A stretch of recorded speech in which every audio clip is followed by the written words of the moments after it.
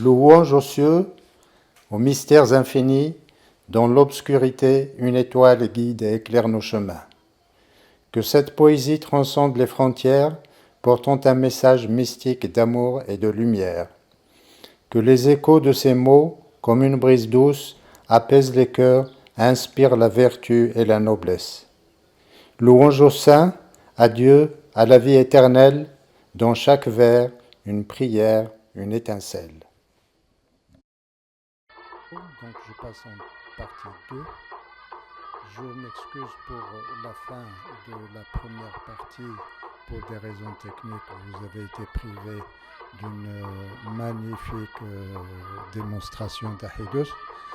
Je la reprends, si techniquement c'est possible, vers la fin de cette partie.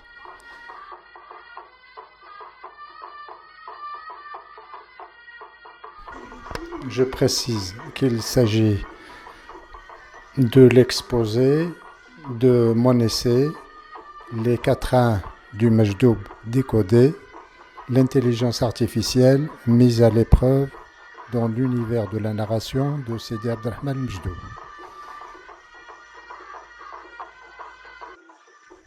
اللي يركب الشهب ترز الذهب في الجامو اللي يدور ويقول كلام الحق ويدير هراوة في حزامو. نوصيك يا حارة الدوم والدوم كترو نفعو الدم ما ينفع الدم يا ويح من خانو دراعو. لو كان راني غالب لو كان راني هارب لو كان راني مغلوب لو كان راني كبوب. Si je suis vainqueur, je m'enfuis. Si je suis vaincu, je suis culbuté. Fastoche, non? Voici deux interprétations qui paraissent acceptables.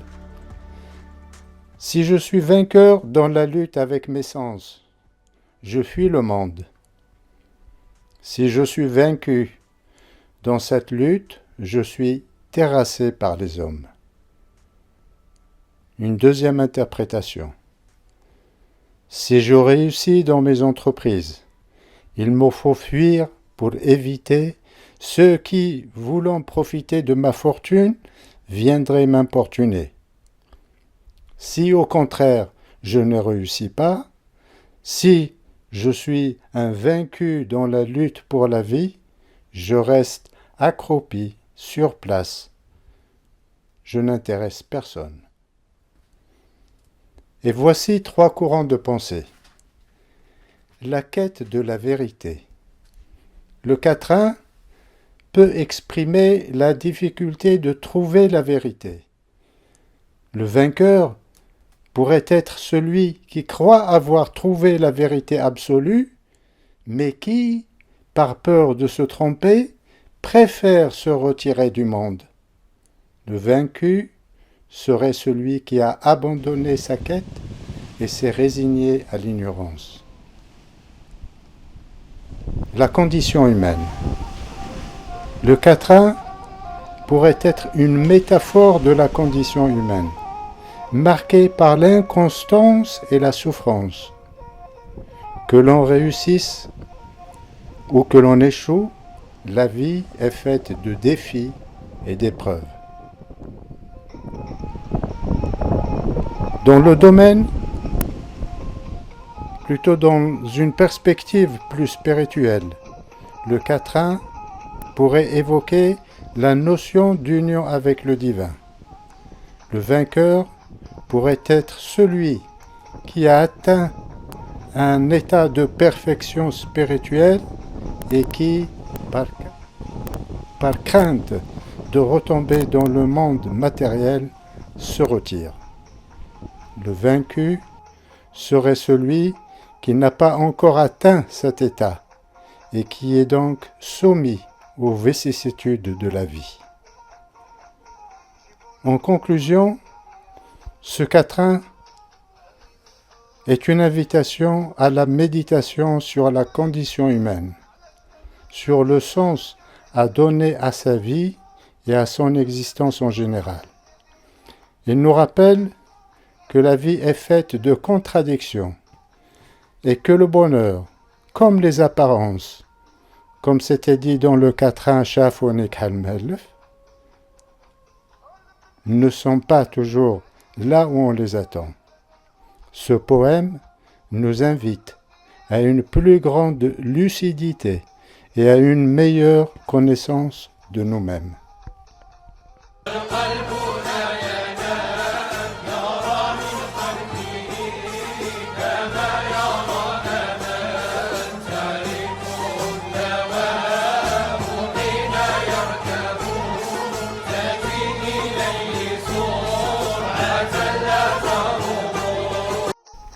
Quatrain numéro 6. Je découvre dans le travail que j'ai fait que Sidi Abdelrahman place assez souvent la matière comme symbole pour ancrer son message. Voyons dans celui-ci. Shafonik halmhelf, حسبوني ما في يد خيرة وأنا كي الكتاب المؤلف فيه منافع كثيرة. Ils m'ont vu sale et vêtu de haillons. Ils ont pensé qu'il n'y a aucun intérêt en moi. Mais moi, je suis comme un livre, un recueil, une encyclopédie, dans lequel on trouve des choses bien utiles. Gare aux apparences trompeuses, vêtues de haillons, qui suscitent le mépris et conduisent au jugement. Cette description physique contraste souvent avec la richesse intérieure que Sidi Abdelrahman revendique dans le quatrain à travers le symbole matière, le livre. Le livre conduit à la connaissance et au savoir. إلى العلم والمعرفة. Cette comparaison à un livre suggère que sa pensée est organisée, riche et précieuse. الكتاب المؤلف, prêt à l'impression, avec une table bien organisée, avec des paginations, avec des chapitres, des sous-chapitres, un trésor intérieur à découvrir. فيه منافع كثيرة. Cette métaphore souligne l'importance de ne pas se fier aux apparences, mais d'aller au-delà du superficiel. En conclusion, le gnome c'est du vieux français, c'est aussi le quatrain. Le gnome de Sidi Abdelrahman Mejdoub est une œuvre d'une grande profondeur, qui invite à une réflexion sur la nature de la sagesse, la valeur de l'individu et la critique sociale.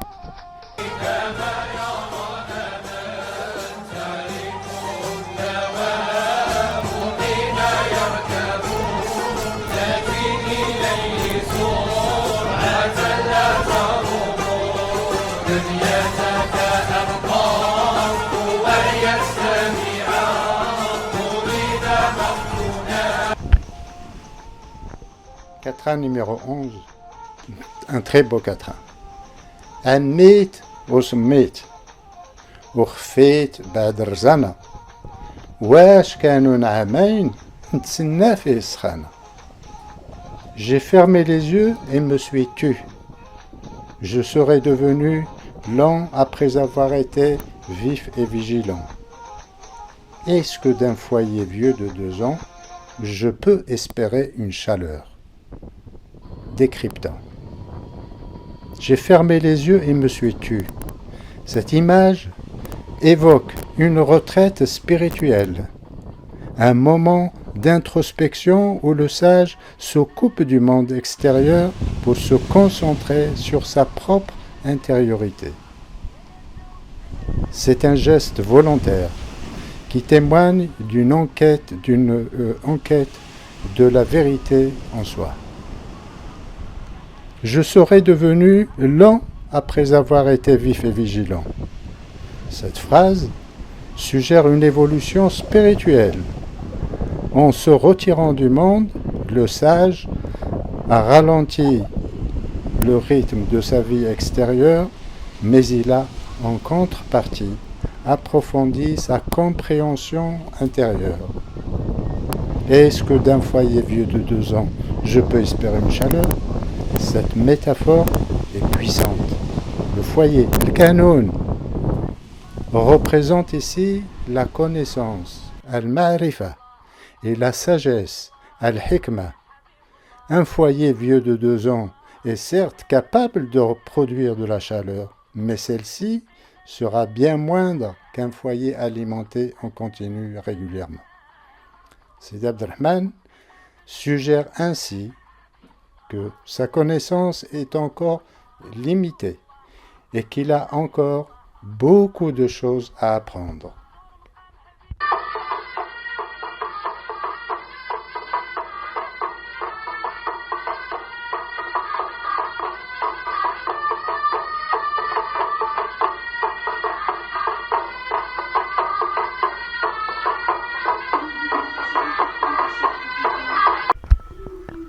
Quatrain numéro 13.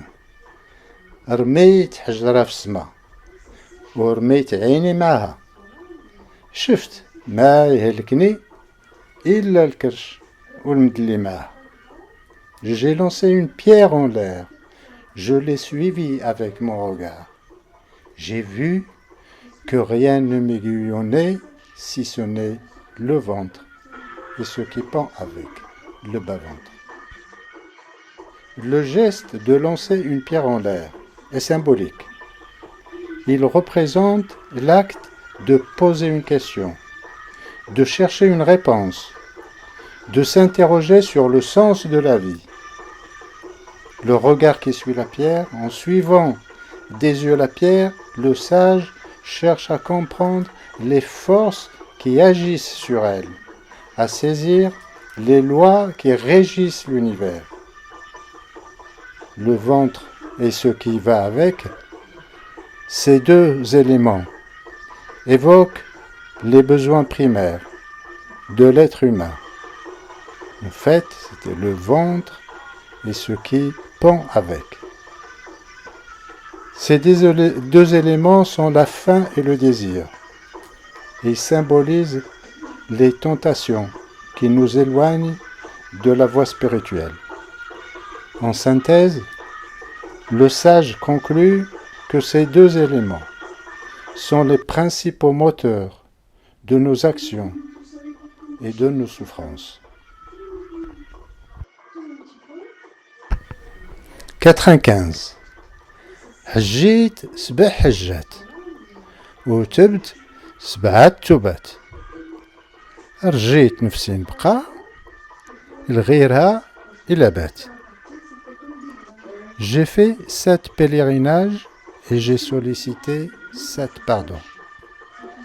J'ai prié que ma vie soit sauvée, quant à celle des autres, qu'elle s'en aille.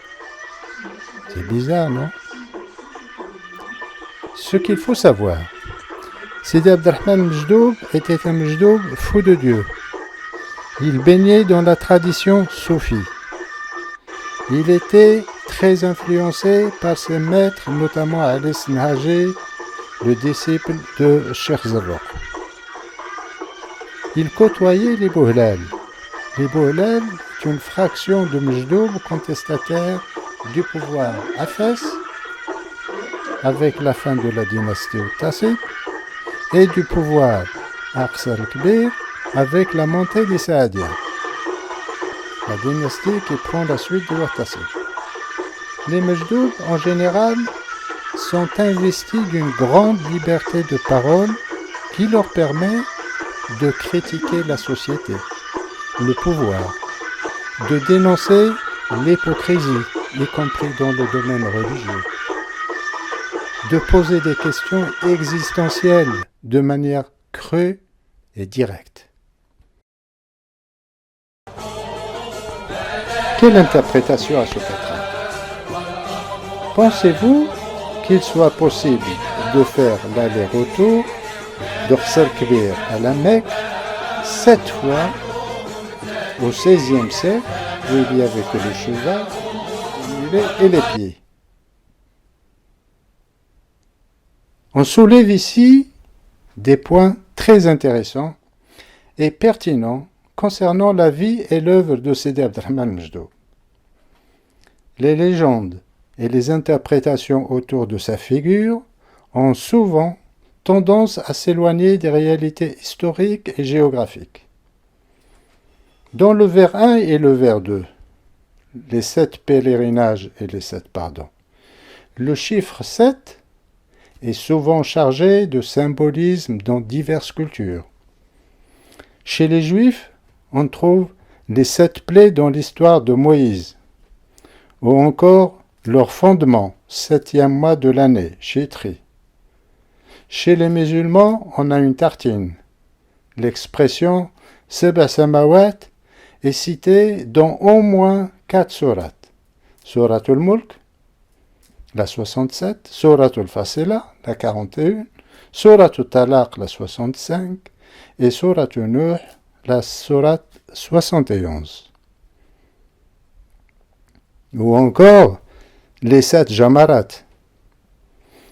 à la Mecque, les 7 tours de la Kaaba, les 7 saints de Marrakech, les 7 lectures du Coran, Al-Qira'at Saba.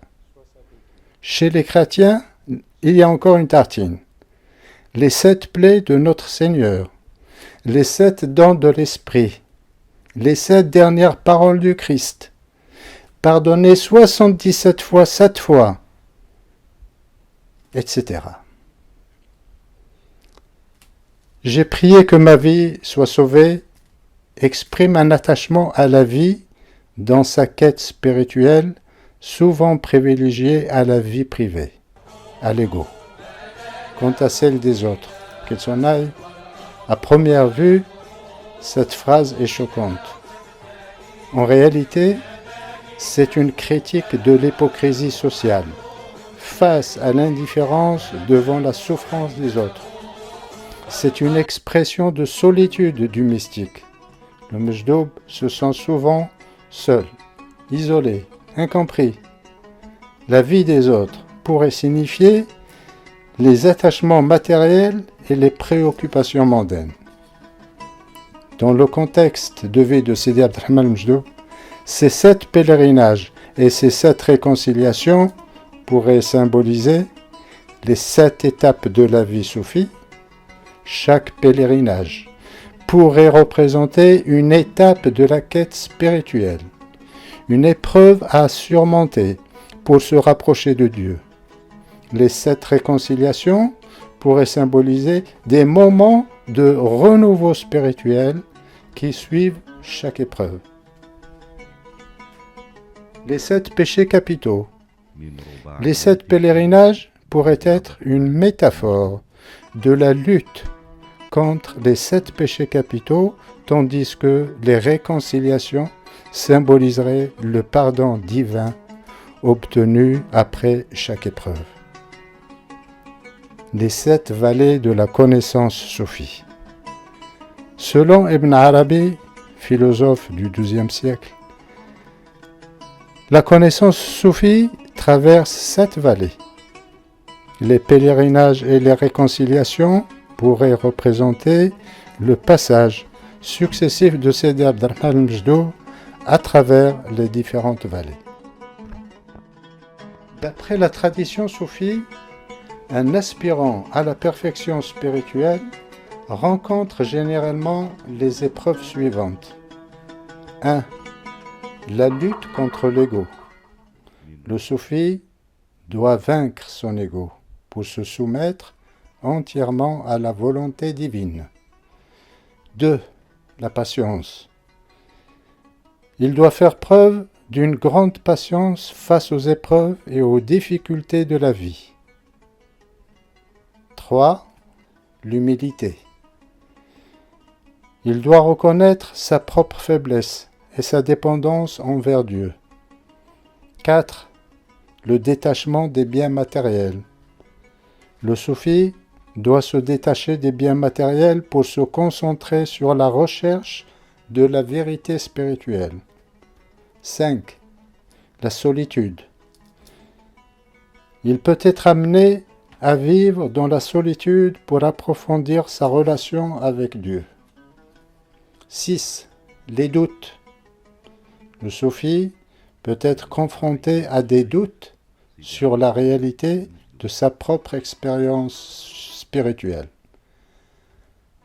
7. La tentation. Il est constamment confronté à la tentation de s'écarter du chemin de la perfection. En conclusion,